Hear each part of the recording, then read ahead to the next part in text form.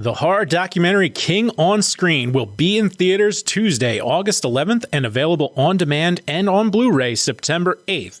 And today, on episode number 99 of the Red River Horror Podcast, we have the director of the documentary King on Screen, Daphné Baiwir, joining Eddie and I. Ed, I am pumped for this. I know you are too. So please sit back, relax, and travel those channels of fear.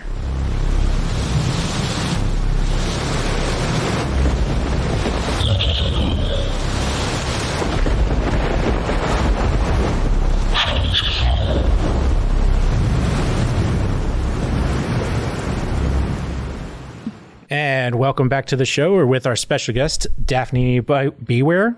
Did I get that right? Did I nail it? All right. He's got a documentary coming out, King on Screen. Daphné, welcome to the Red River Horror Podcast. It's a pleasure to have you today. How are you? Thank you so much. Great. So King on Screen, first of all, this is a horror documentary. It'll be out in theaters on Tuesday, August 11th, available on demand and on Blu-ray September 8th. Joe, Stephen King on the screen, I think, is something that is like the genesis of our love for horror, because you can correct me if I'm wrong, I think the first film we ever saw horror movie wise was It. So Daphné, I guess with the films, there are so many to pick from. Carrie being the first one. You have Brian De Palma kick off kind of the King on Screen career there. With the rest of the films that are featured, so many great ones. How was it? Access to the directors, or what made you choose what made it into the film? Well, actually, it's a process that took some time, because when I first got the idea in 2019, I was talking with my producer, Sebastian Cruz, and I was like, okay, I really want to make this documentary, about the directors who adapted Stephen King. And we thought about it and we said, okay, but let's see if they are willing to talk to us. So the first day we sent something like 10 emails, and the next day we had 10 yes. So we were like, okay, that's pretty amazing, And for sure, some of the directors didn't want or didn't work or weren't able to be in the film. So we talked more about some of the films where with the directors who were present, for sure. So that's a little bit how we had to handle it. Yeah. Wow. So, that's, if you think of, like, Joe, think of sales, right? You make 20 calls, you get what, maybe 5 appointments, maybe if one that. Sale, right?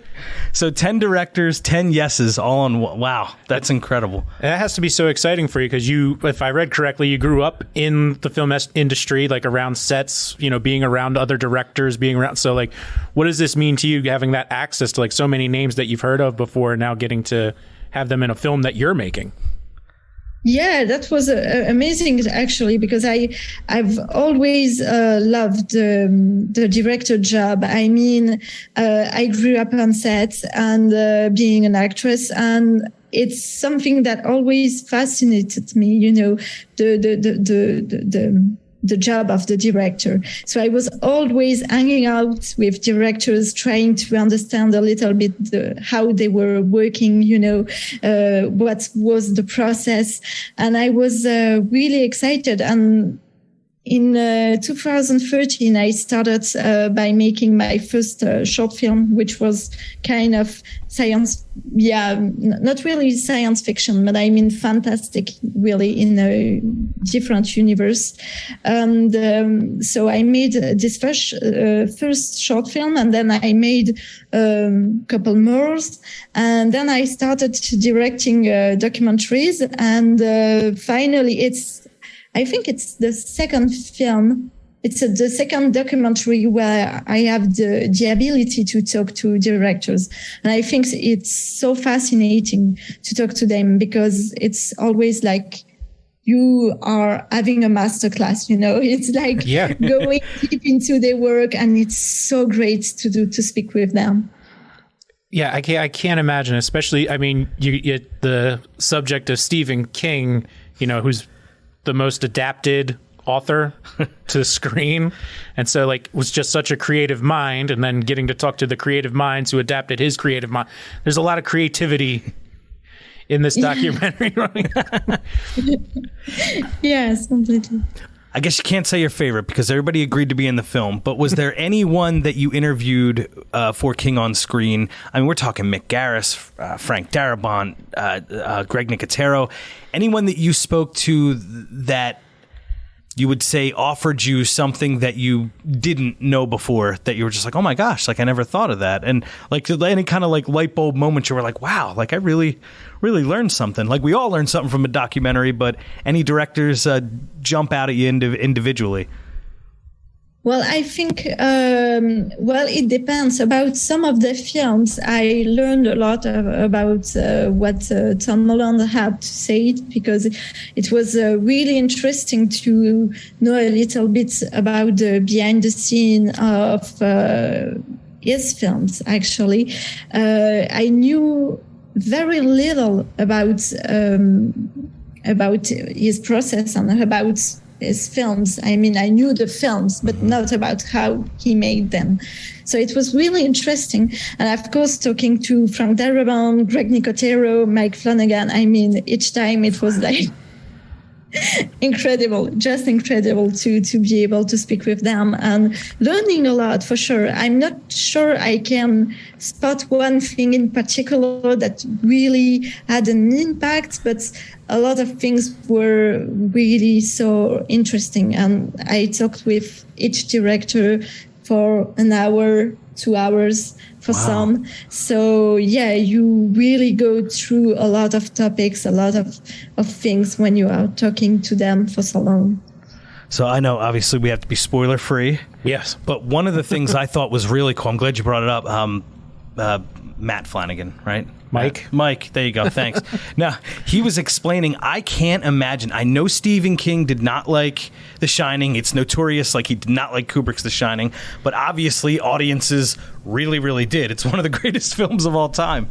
Him explaining taking Kubrick's The Shining and making King's Dr. Sleep and kind of making the two worlds. It's just like, okay, like I know that these are two very different audiences, and melding that all together. I thought him explaining that process was, for me as a horror fan, that was like I couldn't stop, watching. Like it was really, really interesting, him explaining that process, and I can't imagine having to do that, to go through with that and put it on screen the way he did.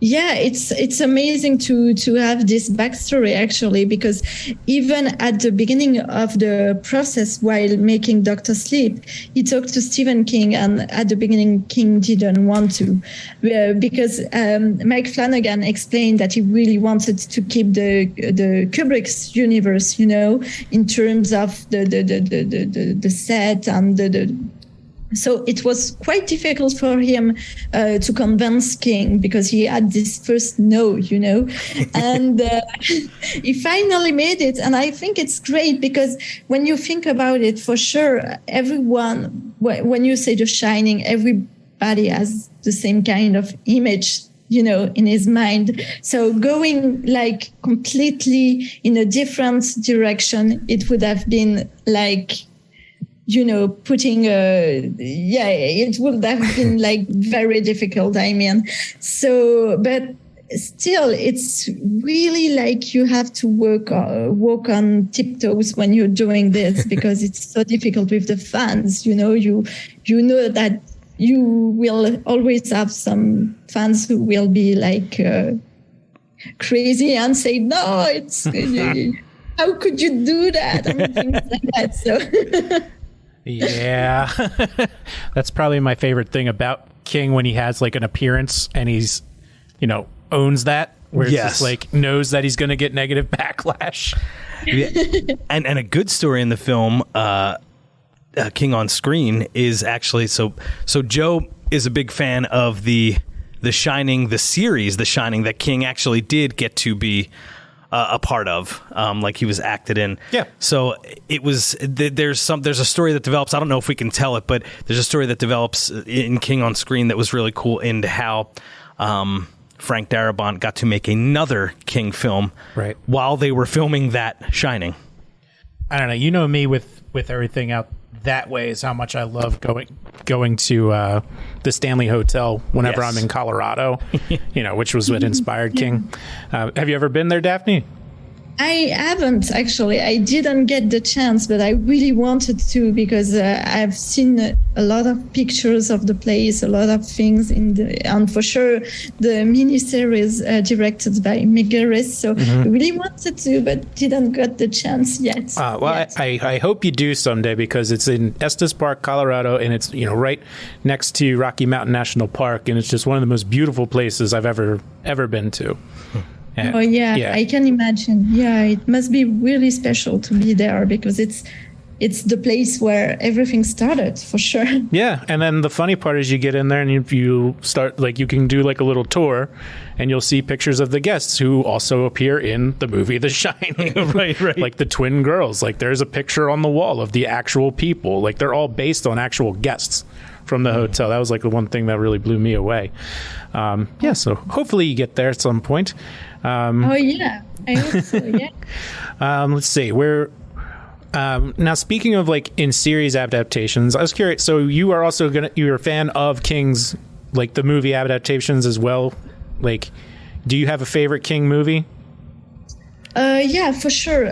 My favorite King movie would be The Green Mile. Yeah, I mean, it's the film I really loved. I mean, I can watch it a couple times, a couple every year or something like that, and always being so impressed by the work. I mean, visually, it's mind-blowing. It's amazing. I think everything, every shot, the actors are just great.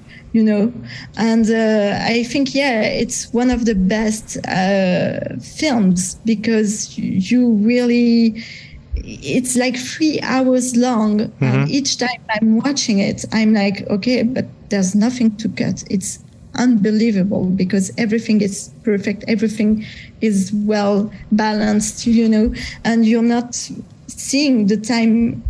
Yeah, the time is flying when you're watching that movie. Yeah. I think it's really impressive.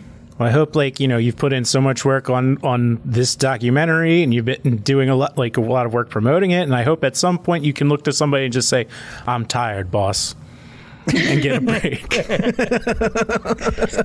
Even that line, it's such an emblematic line. Yeah. Yeah. So I mean, it's one of those things. He's got so much drama and horror. The one thing I wanted to ask you about, just kind of as a fun question, is did you ever watch the series Castle Rock on Hulu, where they kind of went into so it's based in Maine, as if it's going to be within the universe of Stephen King's works? Castle Rock, you mean? Yes, Castle Rock, yep. Yeah. Yeah, absolutely. I really, we watched it for sure when we were working on the fictional introduction as well, because we wanted to have a little, to see a little how they made it. And I think it's really great. And I really loved the second season. And I think it was really well done, with the character of Annie Wiggs. So I really, really like it. And I think there are some great series, I think about Mr. Mercedes as well. I really love that one. I think yes, Mr. Mercedes. That was, we got with Comcast, that Peacock. Yeah. Whatever. So Mr. Mercedes was on it. I knew the books, obviously, but I never knew they made it into a series, so I watched it. That was shockingly good.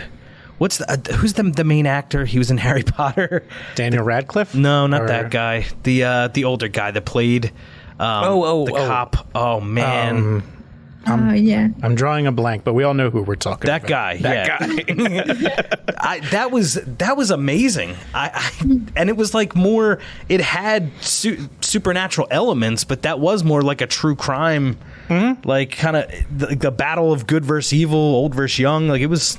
I liked Mr. Mercedes a lot, the screen adaptation. Yeah, I think it's and even the book, the book is amazing as well. And reading it, you I think it's the second one. When you are reading it, you're like, oh, that's Stephen King too, and it's so impressive how many different book and different style he's able to write. Because when you see something like Shawshank Redemption, The Green Mile, it's completely different than The Shining, for example, you know, or from other ones. And yeah, I think he's able to write completely different things every time, and still got that, you know, essence that it's still there.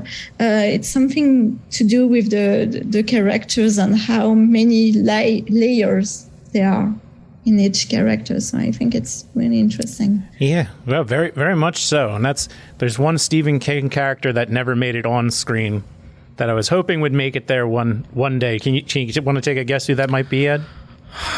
A King character that never made it on screen. So he mentioned in Dark Tower and is also the antagonist to Pennywise the Clown. The turtle? Yeah. Wow. So, unfortunately, Castle Rock was canceled after 2 seasons. I was hoping at some point a season would feature, I think it's Marchon. I don't know. The turtle that carries the weight of the earth on his back. He was on a lot of drugs when he did the turtle. Maybe.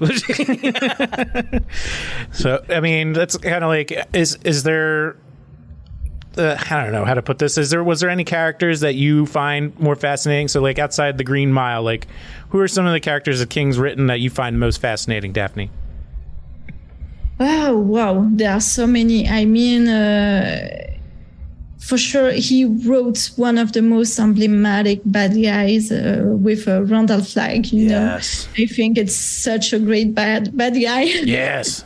On the other side, you have Mother Abigail, who's such a great character too. You know, and after that, I really enjoyed Joe Mackey and the main character. You know, in Joe Mackey. It's a less known novel that he wrote, but I really loved it. And it's set in Florida, which is a big change compared to Maine. But I think there are so many great things in this novel, because you've got all this somehow haunted paintings, let's put it that way, you know, and all the social elements in it as well. So I really love that one too, and I think the main character is really interesting, because he's a man like living an existential crisis. You know, he just lost one of his arms.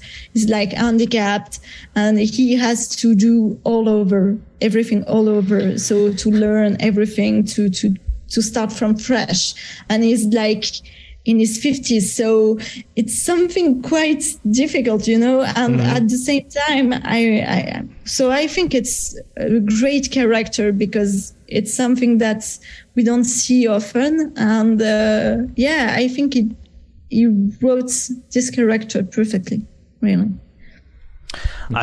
So I'm just going to try not to fangirl a little bit. Okay. No, but definitely, I'm really glad, you know, to be doing this interview, and I'm really glad you made the film King on Screen, because I'm going to say something a little controversial. Gasp. Gasp. I think, now I'm a big Stephen King fan because I'm a big horror fan. I know a lot of his work through horror, obviously. I think that Stephen King is someone that has benefited greatly from great filmmakers taking his stories and putting them on the screen. So, I mean, like, when you kick off your on-screen career with Brian De Palma as the director, and then Kubrick as the next director, Frank Darabont's adaptations of The Shawshank Redemption, The Green Mile, like, I love Stephen King, but I think that he is someone who has been given a little bump by how great the filmmakers were that made some of his stories into movies and series and stuff like that. So I don't know. Is that controversial? I think actually he got a lot of visibility thanks to cinema and thanks to the directors.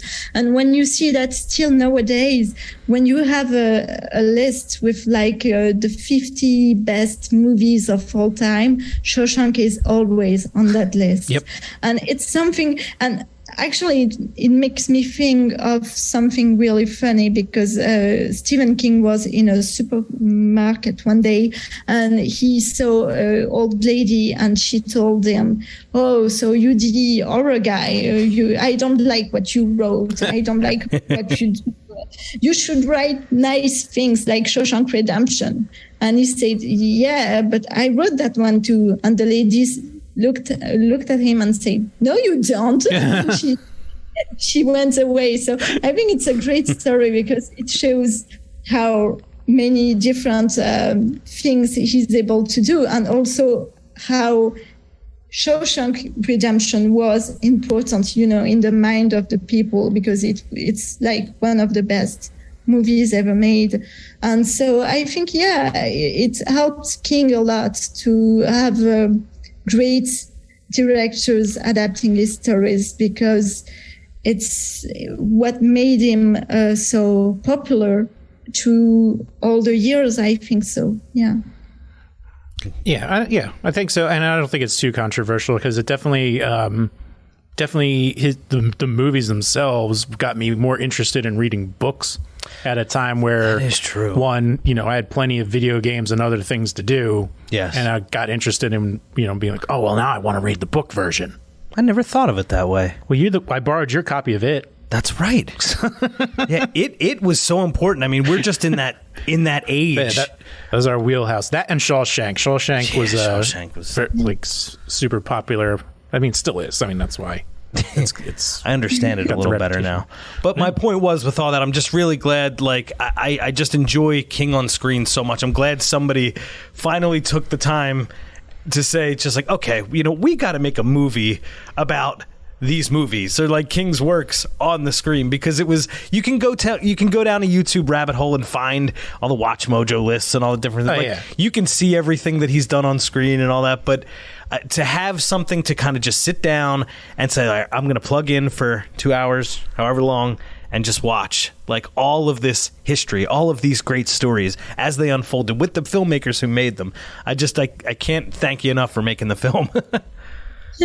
Well, thank you so much. But it was difficult to choose as well, because, when you are making a documentary, you can it will be 1 hour and a half, 2 hours top, and you can't put all the adaptations in the documentary. It wouldn't be possible. Or you would have something like, okay, we are talking like 2 minutes from each film. So it wouldn't be the same, and we wanted something a little bit more human, like having the feeling of having a conversation with the directors, like something quite intimate.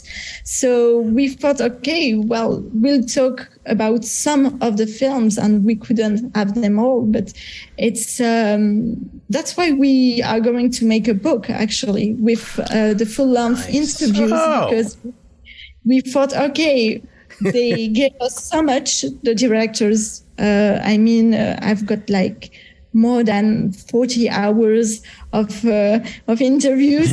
So we thought, okay, we should definitely make a book, then we can really talk about everything. But I thought it was great to finally have a documentary about Stephen King, but through the prism of cinema, and not talking about just Stephen King and the books, but talking really about the films, about the director, about their process and their approach to Stephen King. And I've always loved reading, being a huge reader, and I know that I discovered Stephen King because I really wanted to read horror books, actually. So that's really what brought me to the Stephen King universe. But I thought we should make a documentary about the films, because they are quite particular and we don't see a lot about those filmmakers. So Yeah, that's so exciting that you have a book going along with this because, just with the material, as you were saying, you probably could have had a trilogy, if not an entire franchise of talking to directors for Stephen King movies. Well, Daphne, you've been very generous with your time. We really appreciate it. Joe, any other questions? No, Daphne, congratulations on the documentary. Looking forward to seeing where this goes because I feel like this is going to be awesome. A nice success for you. Just pumped. And then I'm going to keep my eye out for that book. Perfect. Yeah, we'll let you know then. Please do.